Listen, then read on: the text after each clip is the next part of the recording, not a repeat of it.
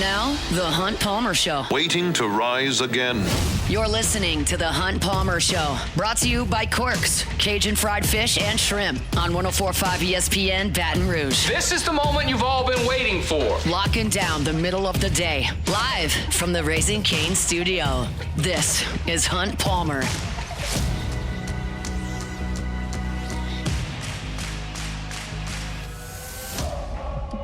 Hour 2, Friday edition of the Hunt Palmer Show, brought to you by Corks, Cajun fried fish and shrimp. Final hour of the week for us here on the Hunt Palmer Show. I hope that work week is in the rearview mirror. If not, we will get you to the finish line. Drew Brees going to the Hall of Fame. We'll hear from him a little bit later on in the hour. Still some LSU football talk to go as well. And DJ Pickett's got a new number. We'll talk about that moving forward. I want to stick with the Saints here to start off hour number 1 because one of the massive keys to this 2026 season for New Orleans is the ground game. Now, look, I know last year is a flawed sample because you had 2 different quarterbacks who were learning a new system. Your wide receiver core was shot. Your offensive line was banged up, battered. You were grabbing guys off the street. Kamara got hurt. There were so many factors that went into the Saints ground game being atrocious last year, like a lot. But the stats are the stats. And in terms of rushing yardage total, the Saints were 28th in the NFL. In terms of yards per carry, they were 31st. There was only one team in the NFL worse than the Saints last year running the football. That's the Raiders. They picked first in the draft. In terms of rushing touchdowns, the Saints were 29th. In terms of 20-plus yard runs, so being explosive on the ground, the Saints were 29th. You were 28th or worse in yards per carry, rushing touchdowns, and explosive runs. Awful.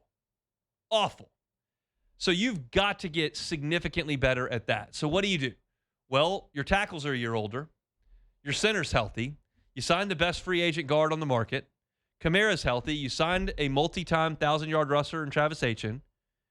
And you should have a better passing game with second year of Tyler Shuck. Olave's healthy. You draft Jordan Tyson. You know the drill out there. Vele's back. Okay.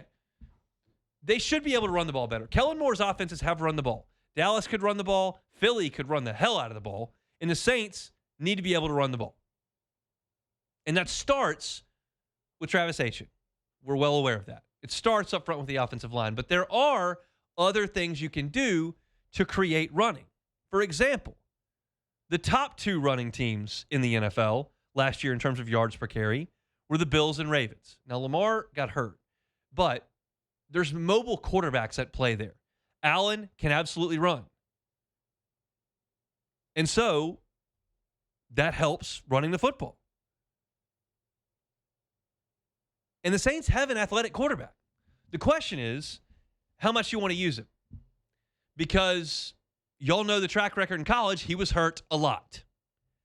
And if he gets hurt, you're in big trouble. But he's a weapon, so you've got to weigh that. The Bills run Josh Allen. He makes plays. He takes some hits when he needs to take hits. But he's big and strong and physical, and he doesn't have a history of injuries, and it's been great. The question is, how much do you want to do that if you're New Orleans? Kellen Moore was asked yesterday, y'all worked on some quarterback run? What do you think? Yeah, there were some read plays in that practice. Again, every organization system is going to be different. Probably Philly, it's probably an everyday thing. It's probably a by situation for us. And so it was good work for us, just to get that introduced. Also for our defense, and inevitably they're going to see it from various QBs. All of our guys have the ability to do it, and when we need it. And so I think as we watched it last year, we probably ran a few times here and there when we had to. I can think of the rain game in Tampa where we kind of had to just because of the elements. And so Tyler and those guys have that ability, and so it's good. He mentioned that rain game in Tampa, and that was Tyler Shuck's best rushing performance because it had to be. He had 7 carries in that game for 55 yards and a pair of scores, including the one down the left side that ultimately pushed New Orleans over the top in that game. They win at 24-20.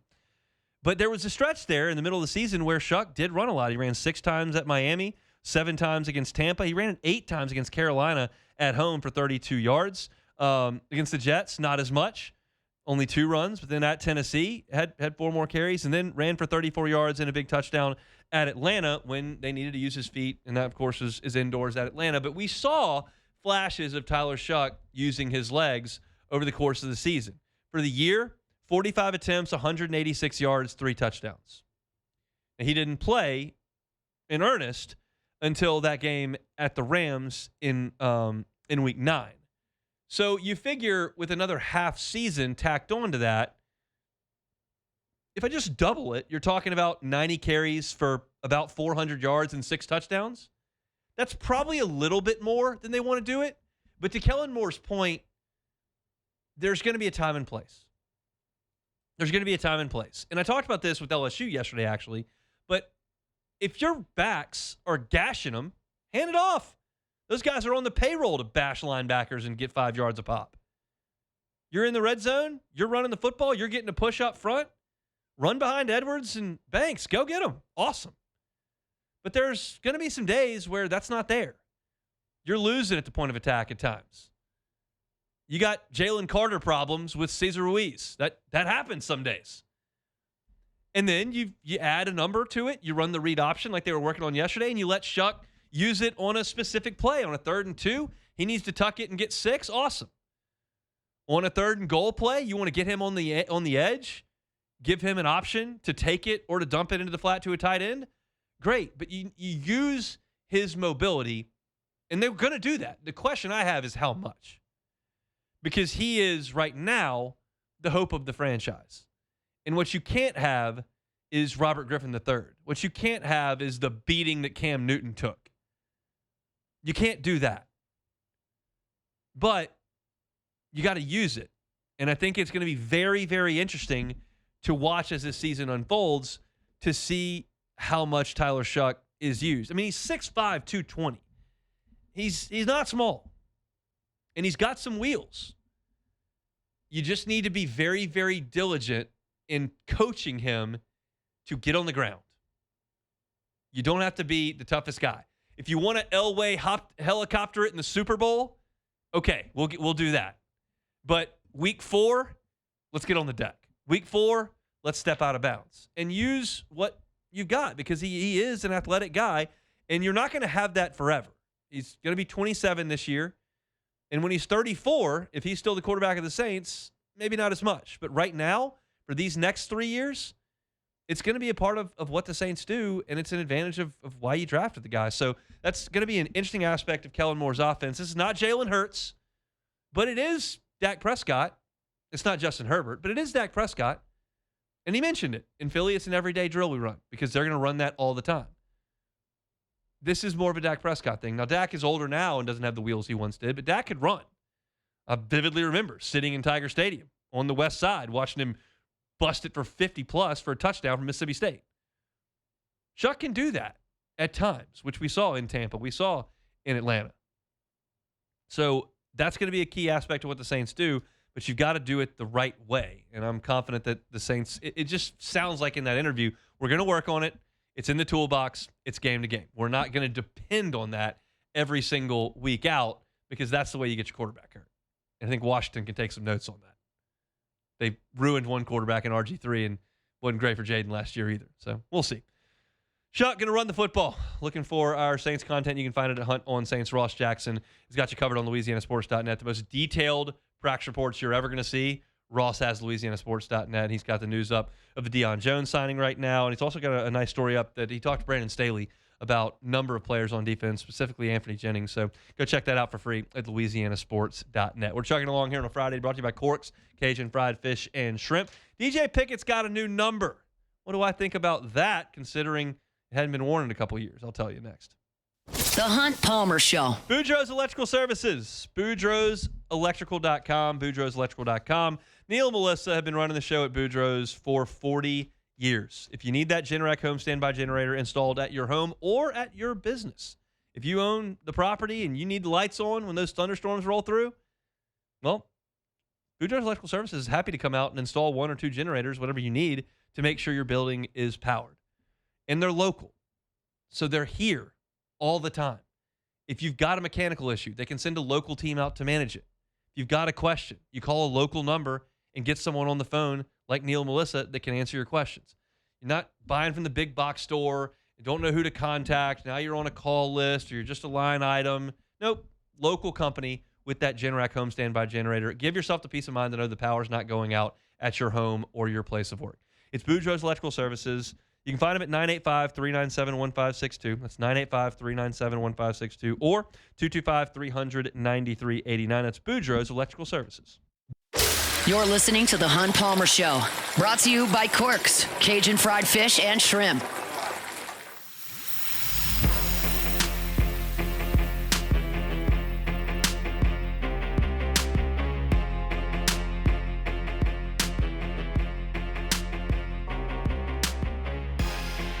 One Bath and Closets. OneBathAndClosets.com is the website. David Duvall and his team, 30 years redesigning and remodeling bathrooms and closets. If there's a crack in your tub, if there's a crack in your shower, don't just leave it alone. Don't just leave it alone. All of a sudden, a week goes by, 3 weeks go by, 6 months go by, and you don't know what's going on beyond that crack. If there's water involved, you could have water leaking into your floors, into your walls, into the ceilings down below if you've got a second floor. And all of a sudden, what's that going to lead to? Rot, mold, worse. It can get really expensive really, really quick. So if you see an imperfection, a scratch or a hole or a crack in your tub, in your shower, contact One Bath and Closets. Let David come out and look at it. He showed me some pictures of some stuff you want no part of in your house. And it comes from these small little cracks that water eventually gets into. Water's got to go somewhere. That's a problem. So don't just let a crack in the shower, a crack in the tub sit there for months at a time. Contact David Duvall at One Bath and Closets and say, hey, can you come out and look at this? And he'll do it. If you need some repair work done or you need to make some significant changes, David can make that happen for you. He's there for renovations, remodels, and, of course, those issues that you don't want any part of that can lead to a new bathroom. It's One Bath and Closets. Find them online at onebathandclosets.com. All right, news of the week, small news, with DJ Pickett's number. We go out there to practice on Wednesday, first day of fall camp, and DJ Pickett is in number 5. No one has worn number 5 since 2023. That was when Jaden Daniels wore it at LSU and won a Heisman Trophy. And no one's worn number 9 at LSU since 2019 when Joe Burrow wore it for a Heisman Trophy. It was essentially like they had taken those two numbers, put them off to the side, and go, yeah, nobody's going to wear those. But DJ Pickett's in 5. And Lane Kiffin was asked about that this week, and he said, look, it was promised to the kid in recruiting, and the promise was made. Like, it wasn't my decision to make. I did some research on it and said, all right, if he's promised it, he can wear it. And so y'all know me. I am traditionalist to my core. My stomach flips on itself when LSU comes out of those tunnels in ridiculous all-white uniforms or glowing helmets or whatever Nike throws on them that I think just looks reprehensible out there. I hate it. I don't like when the students have to turn every single chant into a vulgar chant. Like, I like some traditional things. And so you would imagine that this would just shake me to my core, that they're giving this sophomore cornerback the Heisman Trophy winner's number. Hey, that's supposed to be reserved. I don't feel that way. Why? Well, what I know is that Joe Burrow is going to have his number 9 retired one day. He's the greatest player in the history of the program. He led the greatest team in the history of college football. He's a national champion, a Heisman Trophy winner. That number 9 is going up there with Cannon and Stovall and Casanova and Alexander and Jones. Burrow's going up there. And Jaden Daniels' number's going up there too. They may wait until those guys finish their NFL careers. I don't know what the timeline is, whatever. 9 and 5 are going up there. And there's a chance that 9 and 5 become like 20 where nobody wears it. Keep in mind, Burt Jones' 7 is going to be retired coming up this year, and somebody will be wearing 7. Charles Alexander's 4 got retired last year in September against Florida. Mansour Delane was out there wearing 4. People still wear 21. Michael Turner will be out there wearing it. I know that was Jerry Stovall's number. They still wear it. 37 gets worn.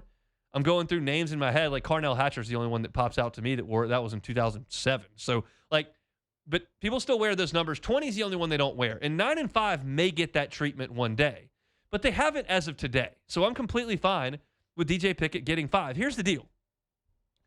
When they retire Burt Jones' number 7 nobody's going to go, didn't Ollie Highsmith wear that? Like, that's kind of, I mean, no one's going to say that.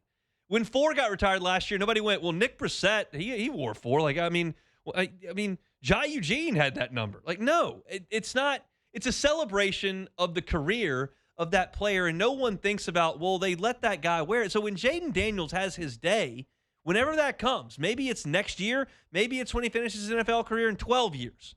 When he comes back and 5 goes up there on the facade of the south end zone, nobody's going to go, oh, remember they let Pickett wear that number? God, that was disrespectful. No, it's like, oh, did you see Jaden Daniels? He was the first quarterback in the history of the FBS to throw for 350 yards and run for 220 yards in one game. He was the second quarterback in the history of the SEC to throw for 3,500 and run for 1,000. He and Johnny Manziel, the only ones to do it. He was the Heisman Trophy winner. He threw 3 touchdowns in the fourth quarter against Texas A&M to cement that trophy. I was in the stadium that night when he made Florida look like a JV squad out there. He was running through them, weaving around. He leaving a wake like he was on a jet ski out there. Just blue jerseys littered all over the field. That's what they'll remember. Not that DJ Pickett put his jersey on later. If DJ wants to wear it, great. Now, I would think it was awesome if DJ Pickett came out and said, hey, I agreed to wear 5. I didn't really grasp what Jaden Daniels was. And I think that it's great that LSU hasn't, I love the number 5, but I'm going to stick with 3. And if he did that, I would think that was great.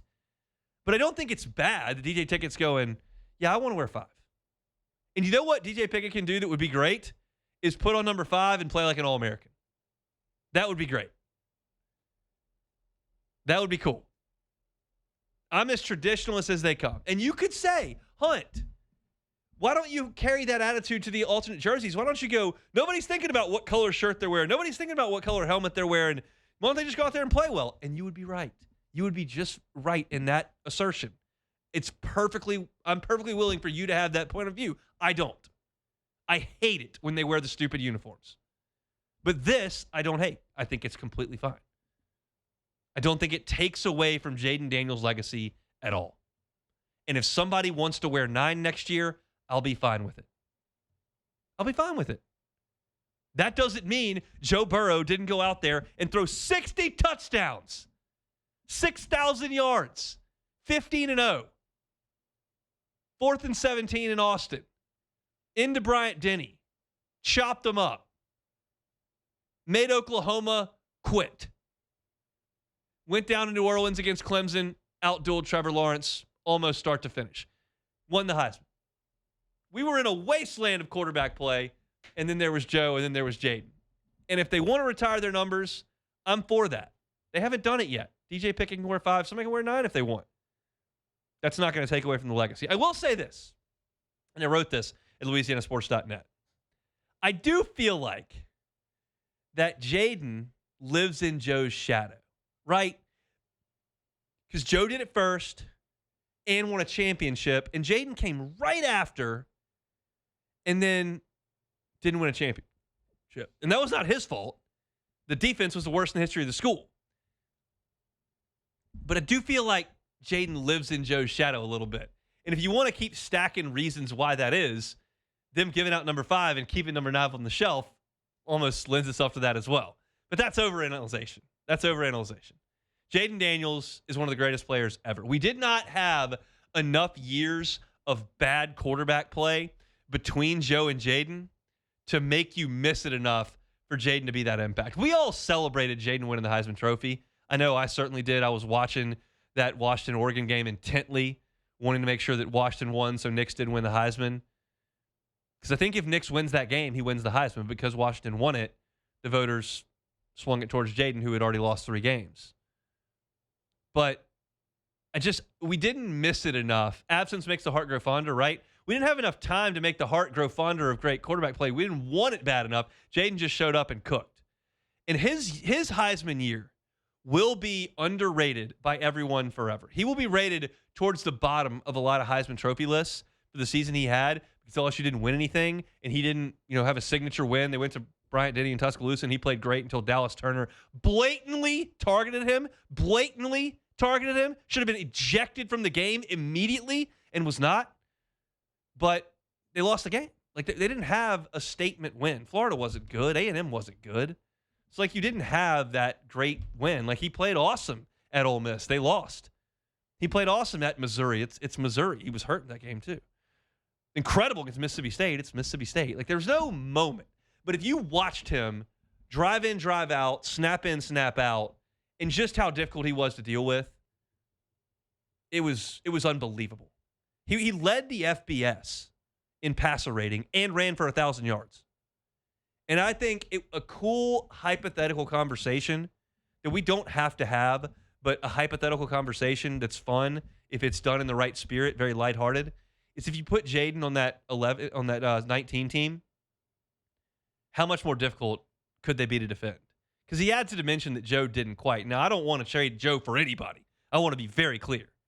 But it's a different dimension Jaden would have added with the accuracy he had, decision-making he had, and then the elusiveness and running ability that he had. Oh, mercy. If you had to deal with the read option with Clyde and him behind that offensive line, had a bunch of pros, Jets, and Chase out there, it's just a nightmare. Like, that would have been incredible. You know what I'd also like to see? Either Joe or Jaden on the 11 team. My guy BT will tell you that. But I'm good if DJ Pickett wants to wear 5. It's cool with me. The second they come out of there in stupid uniforms, I'm going to throw a fit again because it's just the way I'm wired. Maybe you're throwing a fit about this. Maybe you're not about either one. Or maybe you like the alternate uniforms. You're not invited to my birthday party, but maybe you like them. I'm fine with it. Jordan, are we cool with DJ Pickett wants to wear 5? Yeah, man. I think DJ. Well, look, because number 3 is such a nice number, though. So I get it. If he had like a 35, he had an ugly number before, then you want to trim to number 5. But you already had number 3. It's like you're being too greedy if you ask me. But number 5 is cool, especially if DJ Pickett comes out and kind of fulfills that. I guess his prophecy at this point. Like, this guy's been promised. It's just, the 7 deal where it's like the best 7 pass down is Peterson to Matthew. And like that's like, oh, well, they're just awesome. So that's cool. But like, nobody's bitching because DJ Pickett was out there intercepting 2 passes against Florida last year in Kevin Falk's number, which should be retired. See, he left LSU as the SEC all-time touchdowns leader. See, when you say it like that, it's like, see, again, this guy already had a good number. 3 is an elite number. Yeah. So I just think that I don't know how I want to say this because I do feel like there is a place where Jaden Daniels does, deserve a little bit more time to have the 5 on ice a little bit because he did. There may be a time it's on ice forever. If they do the same thing with Cannon and Burrow. Cannon's the only one that's retired because he won the Heisman. Yeah. They won the Heisman. They may put it on ice forever. It just hasn't happened yet. Yeah, it doesn't happen. And, again, if DJ Pickett is an All-American, nobody's going to care. Nobody. What about the alternate uniforms? I'm not going to lie, Hunt. That all-white is sick. I love that all-white. I love that. Now, the yellow, we can have a conversation about the yellow. The gold. So offensive. But the all-white, that is just hellacious. Georgia's coming out in all-whites this year. Really? Somebody said it could be the best uniform ever. It's not. I can't even imagine that. The red jerseys with the silver breeches is elite. Between the hedges. Athens, Saturday afternoon, Sanford Stadium, UGA. That's awesome. You like the black jerseys? Not all whites. No, I don't like the black jerseys. Oh, my goodness, huh? With the dog collar on it? Awful. Oh, terrible. My God. You got a 6th grade uniform out there. Oh, get rid of it. Classics forever. The Reds are cool. Don't get me wrong. I like Georgia's color scheme. You can't go wrong with red, black, and white. Yeah, you can't go wrong with that. Red and black's good. That black when the crowd wears the black shirts too. They did that against Alabama to say early in the Saban era, got beat by 1,000. Okay, well man. LSU when we wore the icy whites. We went out there against Tennessee and Hendon Hooker threw for 5,000 yards. Went out there in the icy whites in College Station. Yeah, Marcel Reed started running all over the place like crazy. Yeah. I don't want to hear it. Trash. Put on the good uniforms. Let's talk about something else. We'll do it when we come back. The Hunt Palmer Show. Lifetime Roofing, LifetimeRoofingLA.com, LifetimeRoofingLA.com. Baton Rouge-based roofing company. But they service the entire state, plus Houston over in the Texas area. Core values, customer service, quality, and integrity. And you're going to get that every single time with Lifetime Roofing. You need that in your roofer because some of us, myself very much included, we don't know if we need a new roof. We don't know if we have roof damage. If you feel like one of those rains comes through and you might have some leakage or you feel like it might be a little bit older, maybe time, get a new roof or you're just not sure, get Lifetime Roofing to come out and inspect it. They'll take a look and they'll tell you what needs to happen. Maybe you're good. Maybe it's not a roof issue. Maybe you need a tune-up, fortify that thing for hurricane season. Maybe you need a repair. They're happy to do it. And if you need a new roof, they've got financing options available, and they will do an amazing job. As of January 1st, a lifetime workmanship warranty from Lifetime Roofing. You can check them out online at lifetimeroofingla.com, lifetimeroofingla.com. You're listening to The Hunt Palmer Show, brought to you by Corks, Cajun fried fish and shrimp.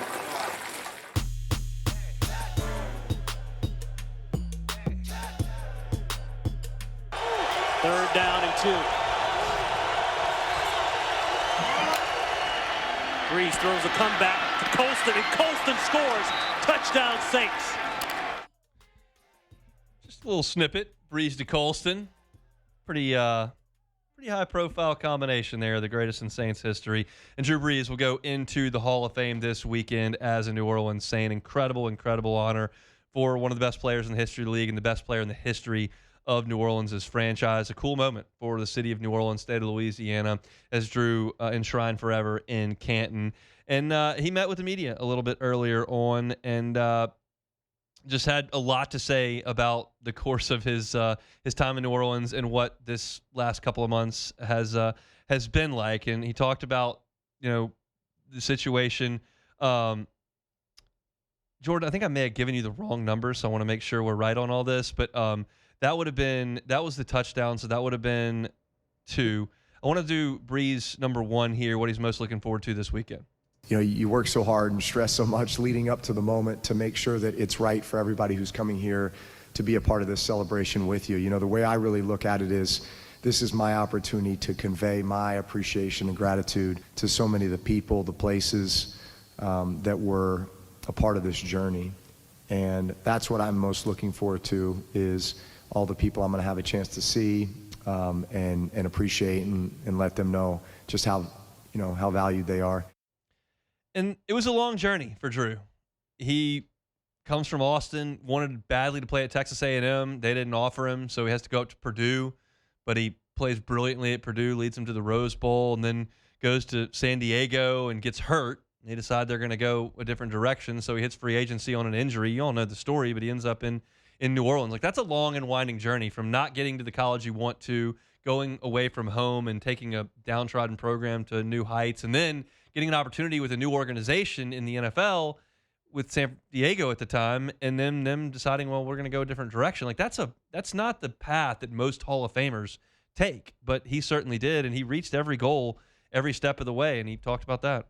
I went to a high school program that was a very well-known high school program in the state of Texas, but we had never won a state championship. And I remember we had a special group of seniors, and we said, let's be the first ones to go win a state championship for our high school. And sure enough, we were able to do that. I show up at Purdue University. We're dead last in the Big Ten my freshman year as far as a recruiting class. And we all look at each other and say, by the time we leave here, we're going to be Big Ten champs. And we were. Right? Show up in San Diego, and we were 1-15 the year before. They had the first pick in the draft, and they draft LaDainian Tomlinson. They bring me in the second round, and we look at each other and said, by the time we leave here, we're going to be champs. 3 years later, we're division champs. You get to New Orleans. New Orleans coming off Katrina, had never had a ton of success, and let's win one for this city, and when we win one. So I don't know, I guess just every step of the way, it's always been there's a new set of challenges, there's a new goal, and yet that mindset of belief and confidence and developing trust and chemistry and camaraderie with the guys around you, and then just feeling like you can do anything together. That's what it's all about. I just always got the sense that Drew Brees was trying to do whatever it took possible to win. And that takes a special mindset. You got to really, really love it and really grind and want to do it. And he did. And he talked about where that competitive mentality comes from. I came from a very competitive family background. I had a lot of athletes in my family going back to my grandparents. I also came from a military background from that perspective, in that I had grandparents and family members who served in our military. And so I think there was always this feeling of service, of sacrifice, of being a part of something greater than yourself, being a great member of a team, being a great teammate, but also just this love of sports and competition. And so you combine all those things together. I was a kid who just could not get enough of playing ball. Whatever it was, you name the sport, I wanted to play it. And so as I look at my childhood, it was nothing but being in competitive situations with teammates that I loved to be around. And inevitably, you find yourself in situations where, maybe you're outmatched and you're kind of having to figure it out, and you're having to overcome adversity, and you learn so much from that. That sharpens you, but it also gives you a belief and a confidence that no matter what, with the right people and with the right mindset, you can find a way.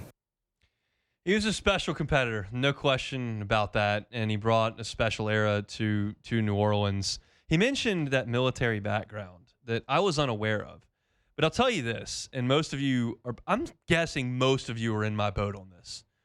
You have seen Drew Brees lead that pregame chant 100 times, and you still aren't quite sure how it goes, right?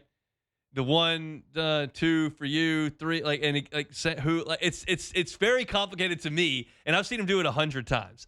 But he talked about where that came from, and it ties into the military attachment that he has.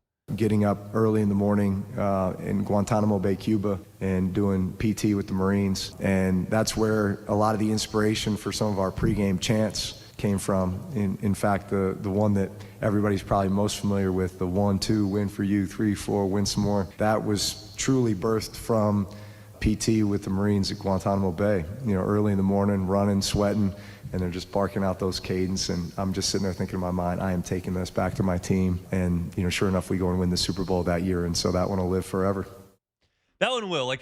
There are so many aspects of the Drew Brees era in New Orleans that are indelible that you will remember for a very, very, very long time. And that chant is, and it's not one that you're going to replicate with anybody else, and it's not one that anybody else could probably do in earnest. That's a Drew Brees thing that he brought in, and it was uniquely his. It was uniquely the Saints, and it's something that obviously was a big part of his legacy. There were so many unbelievable moments in the Brees era. The Super Bowl is the top because that's the pinnacle of sports. But there were so many others with primetime games that the Saints were just unbeatable in that dome. There were great playoff wins. Unfortunately, there were heartbreaking playoff losses as well. There were record-setting nights. There were amazing comebacks and incredible moments in division championships and all of that. But beyond the Super Bowl, the dome coming is memory number one. And for some people, it's more important because the city is more important than winning a championship. And the dome coming represented New Orleans being back together in the city, downtown New Orleans in the dome. And, of course, the famous moment from that is Steve Gleason's block punt. And that was something that Drew Brees was asked about in Canton and gave his view from the sidelines of that. What's funny is if you ever just put a camera on me or watched me while the other team was punting, I was always at the other end of the field because, we're waiting for the punt to come down to our end. And I was always kind of like stretching and just getting my mind right. And especially in that moment because that was our first game ever in the Superdome for many of us. And obviously just the gravity of the moment. It's Monday Night Football. We're undefeated. We're playing against the Falcons. They were the division winner the year before. They're a great team. And so you're just trying to block out, a lot of what would be perceived as pressure and just focus on your job and focus on the moment. And I just kind of glanced down and just all of a sudden there's this, what sounded like a shotgun blast, as Gleason was blocking that punt and the ball hitting his hands. And just the eruption of the crowd. It was as if the roof was going to blow off the dome. Then the feeling of what that represented, it was, I think it was a message to the country, to the world, to everybody that, New Orleans was going to come back stronger than ever, and that we as a team were a representation, of our city. And I'd say, next to the Super Bowl, the greatest moment in the history of Saints football. You know what I was thinking about as I'm listening to Drew Brees talk about that? And this is not a rehearsed radio bit thing. It's just what was going through my mind when I'm hearing him talk about that. I wasn't in the dome that night. I think there are probably a lot of people listening that were. A lot of you listening that were watching that night. And I think about the emotions that come out when something like that happens.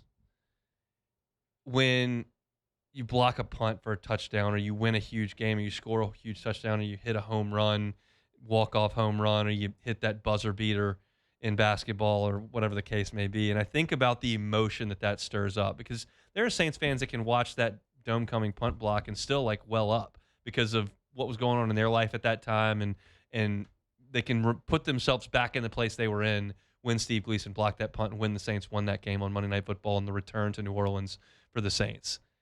And I think about people that don't care at all about sports, that don't even know what's going on, that just like to cook, or they like to fix cars, or they like art, and there's nothing wrong with any of that whatsoever. Do what you want to do. Run your race. But I think about the emotions that sports can conjure. And I wonder how people that don't live in the world that I live in, where sports is such a big deal, how they get that rush, how they get that emotional outlet. It's just, that's what I was thinking. Because if you're a sports fan for long enough, no matter who you're a fan of, you get a moment. If you're lucky, you get a lot of them. And oftentimes, you're around family when they happen. It's just the nature of it. Your family, I mean, sometimes you watch games by yourself, but your mom or your dad or your brother or your sister or your best buddies are around, or like whoever you're watching with. A lot of times we're sharing that moment. And that's the special thing about sports, that we sit there and break down practices, and we sit there and we talk about old memories, and we sit there and break down statistics and talk about matchups. But ultimately, this thing boils down to the emotional investment that we have. Like that's what it is at its core. We expound upon that with this job, but that's one of the most emotional moments in NFL history. And it happened with the team that we follow and the team that most of y'all love. And the emotions of that are just incredibly special. And that's what it made me think of when Drew was talking about that moment. And I think for a lot of Saints fans, this weekend will be a time where you can reflect on that era, on that game, on the Super Bowl, on the excitement you had every Sunday to wake up and watch Drew Brees play quarterback for the Saints, because you knew no matter what their record was, no matter what the opponent was, no matter where the game was or what time, you had a pretty damn good chance to win that game because 9 had the ball. And that was the beginning of that at the Dome coming with the Saints beating the Falcons. Just that was, I don't know where that came from, but it's just what I started thinking about when Brees started talking. You with me, Jordan? I think that this is a good nostalgia factor going on, especially at the end of summertime, where we're finally getting back into football, and we get this time to really sit back and think about all the good times that football really brings, especially what Drew Brees has brought us. And I think that at the end of the day, these are some of the greatest memories in Saints history. And that's kind of sad that this little span of Drew Brees' career has all these great moments in Saints history that we'd have nothing else really. Like, you got the Dome Patrol. You got Archie. Oz Hakeem dropped the punt. You got a few things. But other than that, it's like Drew Brees. You got Tom Dempsey kicking it from miles out in black and white with the half a foot. Yeah, like, man, it's like, I'm so upset that the Saints were so bad for so long that this is it. Like, this is the pinnacle of history. But hey, what did I say about the LSU with Jaden? Yes. We didn't have enough time between Joe and Jaden to properly appreciate Jaden. Yes. You had a little bit of that Derek Carr kind of stirred up the emotions. I love Drew Brees. And so now you're like, all right, we want it back now. Yes. We know, we got it. We want it back now. So maybe that's where we are. But it really goes to show you how Drew captured this city, and how Derek Carr just failed to do that. No, I'm putting Drew Brees and Derek Carr in the same sentence. I'm surprised lightning didn't come through the studio and strike me down right now. But it's just like Drew Brees did everything right, what you want out of a starting caliber quarterback, and he spoiled us. So when you get a guy like Derek Carr, you can point out a phony. But did Drew Brees do Carr YouTube video reviews? I'm going to be real, Hunt. I actually will watch a Drew Brees Carr review video. Like, just because how much love I have for Drew Brees. Matter of fact, how many of those did they make? I mean, I watched the first one. Did they do multiple? Were there a bunch? Are they YouTube. Still doing them? We got internet right now. I'm going on YouTube right now. I'm about to find this out. The Carr Bros. Let's see what the Carr Bros have been up to. The Carr Bros reviewing Mustangs, reviewing hot rods, reviewing Porsches. Here we go. Let's see. Derek Carr, homegrown with David and Derek Carr. Their last video they made was actually 1 hour ago. No, they're actually consistent. Hold up. Okay, they're consistent on YouTube, baby. He's actually Saints a YouTuber. Fans, check that. Do not watch Drew Brees go into the Hall of Fame. Check out Derek Carr's YouTube channel. Whoa! If you're looking for a review of a Fabry Chevrolet GMC, I need to go knock on wood or something for you to step out the building, Hunt. That's crazy. Come back and close it out next. The Hunt Palmer Show. I'll tell you where you won't find the Carr Bros. That's at Marucci. If you want to be in a car-free environment, a Derek Carr-free environment, you can go to Marucci. Check out where they make the official bat of Major League Baseball right here in Baton Rouge, $1,200 a day. Take a tour. See where they carve those bats, mold those bats, stain those bats, ship them off to the best players in the world. Learn the story, how Marucci went from a backyard shed to the official bat of Major League Baseball. What a cool thing that we have here in Baton Rouge. If you want to work on your game now that kind of getting into football season, baseball maybe winding down from a summer perspective, but you want to keep that youth baseball player, youth softball player in your house busy from a baseball, softball perspective, Get in the Hitter's House. You get a membership, bring that key card in, access 24/7 to the cages over there at Marucci. You can get tickets to the campus tour right there at MarucciSports.com. It's MarucciSports.com. You're listening to The Hunt Palmer Show, brought to you by Corks, Cajun fried fish and shrimp.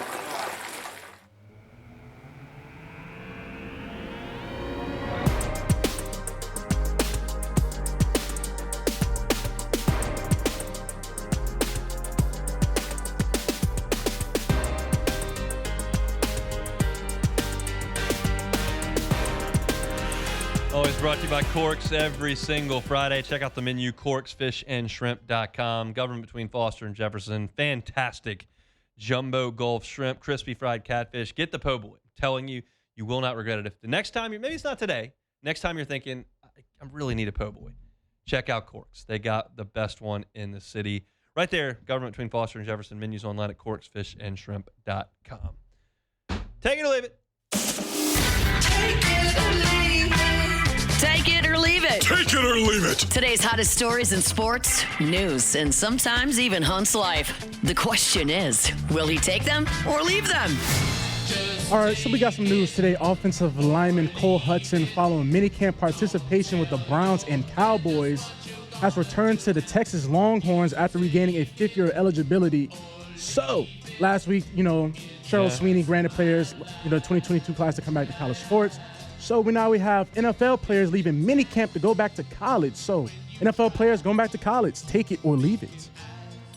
I mean, can I be honest? I'm torn. Yes. I'm torn. I'll take it. I'll take it.